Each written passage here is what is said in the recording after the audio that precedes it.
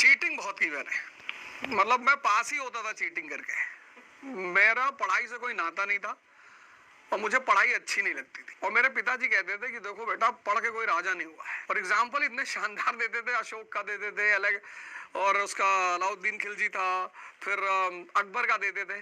कहते थे पढ़ने से ज्यादा जो मुझे अब समझ में आई, कहते थे पढ़ने से ज्यादा बड़ी चीज जो है वो है समझदारी। तो मुझे वो रिक्शे वालों के पास ले आते थे। जब वो रिक्शा वाले के पास मुझे ले आते थे तो बोलते थे कि देखो, इसको कोई गुड मॉर्निंग कह रहा है, इसको कोई नमस्ते कह रहा है, इसको कोई इज्जत दे रहा है। मैं कहता था नहीं। तो फिर वो अपने साहब के पास ले आते थे मुझे, पोस्ट ऑफिस में थे, तो उनके जो सुपरिंटेंडेंट थे उनके पास ले गए, 2 बार ले गए। तो बोले देखो कैसे लोग हाथ जोड़ के खड़े हैं, देखो कैसे डिसिप्लिन में खड़े हैं। तो उन्होंने पूछा दोनों आदमी में फर्क क्या है? मैंने कहा नहीं पता। बोले शक्ति का। बोले आदमी तो दोनों ही है, और ये जितने लोग इसको गुड मॉर्निंग कर रहे हैं इनको कोई रिश्तेदार थोड़ी है, शक्ति। मैं बीच में रोकूंगा, आप इतना इंस्पायरिंग बोलते हैं, बढ़िया बोलते हैं, आदमी विजुअलाइज भी करने लगता है। पर पिता ने इतना ज्ञान भी दिया।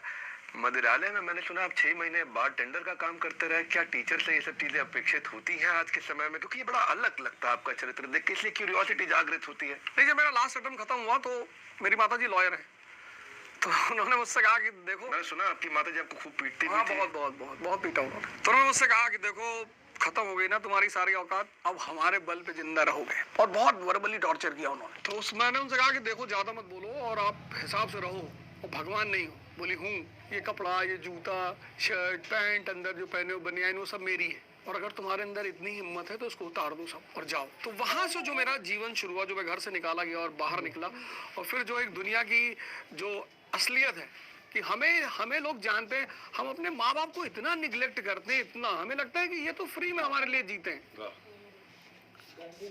हमारे माँ बाप दुनिया में उन्हें भगवान हम क्यों कहते हैं? वो दुनिया में एकमात्र लोग होते हैं जो बिना इंटरेस्ट के हमारे साथ रहते हैं। उनके बाद जो भी आता है उसका इंटरेस्ट होता है। ये मुझे वहां से निकलने के बाद पता चला। इसलिए मैं हमेशा अपने स्टूडेंटों से कहता हूँ, टर्निंग पॉइंट माना जा सकता है। एकदम वही टर्निंग पॉइंट। स्टूडेंट्स को स्ट्रगल में डालना जरूरी है, बच्चों को परिवार में स्ट्रगल में डालना जरूरी है, बहुत जरूरी। स्ट्रगल में नहीं डालेंगे तो मतलब कहते हैं कि कहावत है कि WHO बोलता है they are breeding nasty viruses, अगर सब कुछ उनको दे दिया जाए। मैं आपके परिवार के विषय में सोच रहा था, मेरे ध्यान उस तरफ गया था। माता अलग प्रकार की थी और पिताश्री माताश्री दोनों अलग अलग प्रकार के। पिताजी बोले कि यार सुट्टा मारोगे, दारू पियो, घर बैठ के करो। माताजी बोलती थी कि इतना मारेंगे तुम कुछ कर नहीं पाओगे। तो ये जब दोनों प्रकार के आपके पेरेंट रहे, आपके हिसाब से आइडियल पेरेंटिंग क्या होनी चाहिए? 360 डिग्री पेरेंटिंग क्या होनी चाहिए? नहीं, यूएस कैपिटलिज्म को बढ़ावा देता था और यूएसएसआर कम्युनिज्म के माध्यम से वर्किंग क्लास के जो राइट्स थे उनको प्रोटेक्ट करता था। तो दोनों अपना काम करते थे। तो मैं सोचता हूँ कि मेरे पिताजी मेरे अंदर का जो नैसर्गिक इंसान था उसको नर्चर करते थे कि कोई बात नहीं, बढ़ गया तो आगे।